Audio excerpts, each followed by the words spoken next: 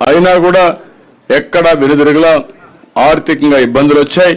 అయినా కూడా ఎక్కడ ఎదుర్కొండా ముందుకు పోయే పరిస్థితికి వచ్చారు. అలాంటి వ్యక్తి ఈరోజు పవన్ కళ్యాణ్ గారు భీమవరంలో పోటీ చేస్తారనుకున్నాం. కాదు, నేను పిఠాపురం నుంచి పోటీ చేస్తానంటే ఆయన కోసం త్యాగం చేయమని నేను మన వర్మ గారిని కోరా. తప్పకుండా అంగీకరించారు. నేను ఒకటే మిమ్మల్ని కోరుతున్నా, ఏదైతే ఈరోజు పవన్ కళ్యాణ్ గారు ఈరోజే కాదు 2014లో ఈ రాష్ట్రం బాగుండాలి, ఈ రాష్ట్రం బాగుండడం కోసం నేను పోటీ చేయని ఈసారి నేను కూడా పూర్తిగా ఎన్డీఏకి సహకరిస్తానని చెప్పి సహకరించిన వ్యక్తి పవన్ కళ్యాణ్ గారు.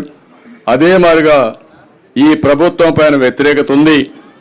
ఈ రాష్ట్రం బాగుపడాలంటే ఈ ప్రభుత్వ వ్యతిరేక ఓటు చేరకూడదని చెప్పి దానికోసం పనిచేసిన వ్యక్తి పవన్ కళ్యాణ్ గారు.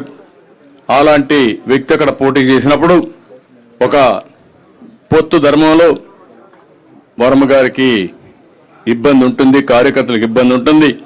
కానీ ఆ పొత్తును మనం నెరవేర్చవలసిన బాధ్యత కూడా ఉంటుంది.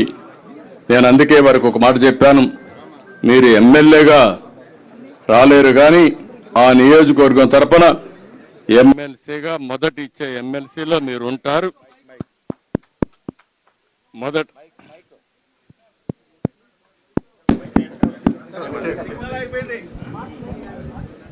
మొదటి విడత లిస్టులో ఎమ్మెల్సీగా వారే ఉంటారు. శాసన మండలికి వస్తారు. శాసన మండలికి రావడమే కాకుండా రేపు భవిష్యత్తులో నాకు కూడా కొంత బాధ్యత ఉంది, క్షత్రియులకు న్యాయం చేయాలి. అలాంటి న్యాయం చేసే దాంట్లో ప్రమోషన్లో మొట్టమొదటిగా వర్మ గారు ఉంటారని చెప్పి మరొకసారి మీ అందరికీ తెలియజేసుకుంటూ, ఇంకొక పక్కన కార్యకర్తలందరినీ కోరుతున్నా, ఈరోజు వర్మ గారంటే అభిమానంగా ఉండే ప్రతి ఒక్కరూ పవన్ కళ్యాణ్ గారిని గెలిపించుకోవాలి. అతిపెద్ద మెజారిటీ, చరిత్రలో ఎప్పుడు రానంత మెజారిటీ రావాలి. ఈరోజు దుర్మార్గులు వైసీపీని చూస్తే ఒక నాయకుడు పోటీ చేస్తా ఉంటే ఆ నాయకుడు పోటీ చేసిన సీట్లో ఈర్ష్య, అసూయ భరించలేకుండా ఇష్టానుసారంగా ఇబ్బంది పెట్టే పరిస్థితికి వచ్చారు.